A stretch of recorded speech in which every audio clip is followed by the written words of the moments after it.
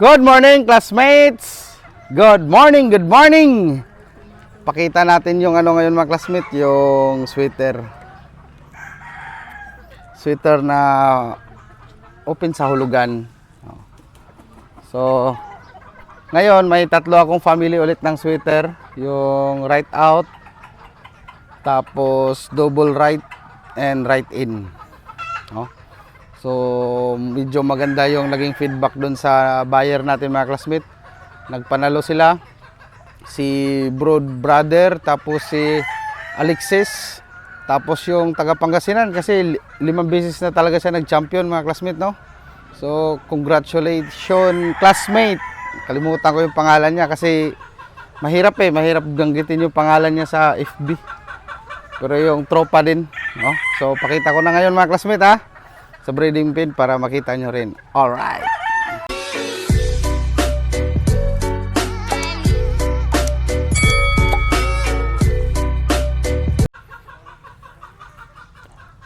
Ito yung mga sweaters natin dito mga classmate, no?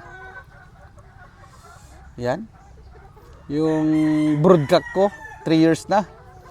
No? Kung maalala nyo mga classmate, ito yung nanalo sa WPC 2021. Tapos nalumpo siya.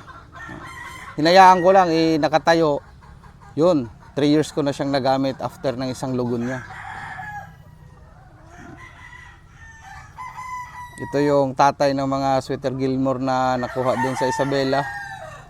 Tsaka yung kapatid niya, mga pinaglalagay ko dun sa breeding pen number 1 and 2.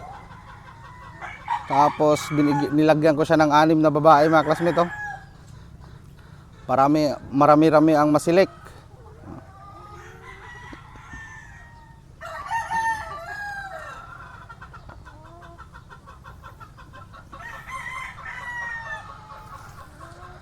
So yung mechanics ng hulugan mga classmate is ganun pa rin naman. 15k yung broodstock, binalik ko dun sa original price niya. Kasi marami na ako eh. No? Nung medyo dumami yung kumuha tapos konti lang stock, nagtaas ako konti mga classmate kasi walang maiiwan sa akin dito eh. Ngayon, binalik ko na talaga siya at nag-usap na kami ni Mrs. na dyan na lang sa price na yan. Kasi marami na rin kompetensya mga classmate, no? So,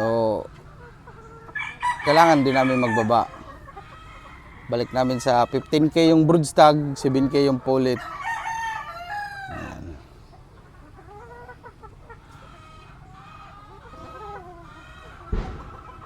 Meron pa akong mga sweaters dyan nasa range area. Babakantihin ko yung pin number 9, baka magdagdag pa ako doon, crosses naman, para ang crosses ko is 3 Gilmore, Sweater Gilmore, roundhead sweater, tapos hanap na lang ako ng isa pa. Pwede naman Sweater Gilmore o baliktaran, mga ganun lang, o roundhead sweater ulit. Pula muna tayo mga classmate, pula. Yung mga off color ko, ipa-fly pin ko sila, tapos parang battery cages style mga classmate. Ganun na lang. Puti. Tis, yung anak ng puti isa, ibabalik ko dun sa nanay niya na lalaki. Yung anak niyang lalaki, ibabalik ko sa nanay. Try kong mag-inbreed ng ganun. Kasi wala talagang puti na lumalabas eh. Puro pula eh.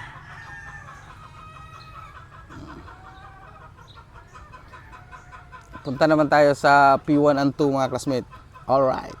A few moments later. Ito may mga sweaters pa dito. Ito Gilmore, mga bata. Pang back up ko dun. Kasi yung iba na-share na natin mga classmate. Yun yung sweater natin, oh. Ano mo ito buksan?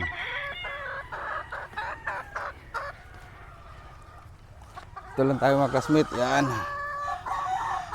Sige, mangitlog kayo ng mangitlog. 5 babae ito dito mga classmate. Prup, prup, prup. Tapos ito yung isa, oh. 4 na babae naman.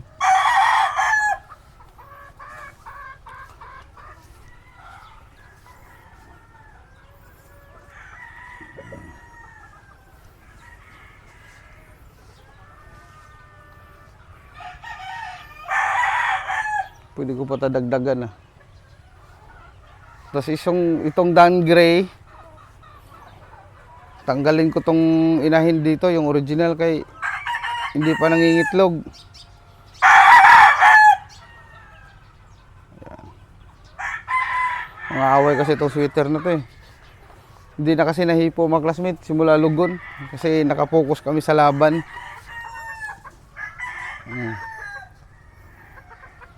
Ngayon focus ako sa breeding.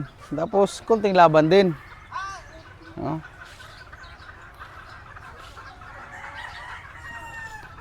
Tapos yung dito yung mga stag na iba. Tapos yung mga winner. May binabae pa pala ako isa dito. Pwede yan pang bullstagan.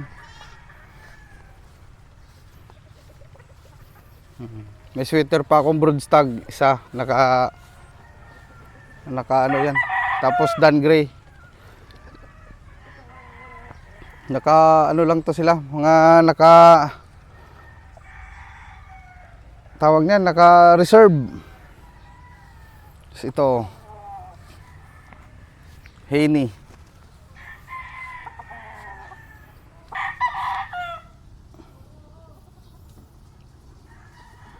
Alanganin naman to isabak sa kak.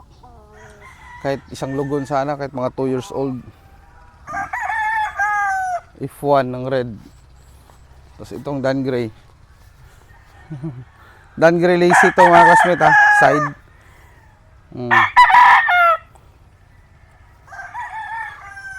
Tapos ito mga winner ko. Tapos kambing naka-cordin.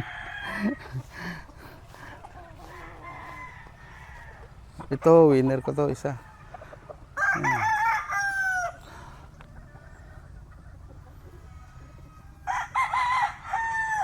Ito yung raptor ni Super Andre.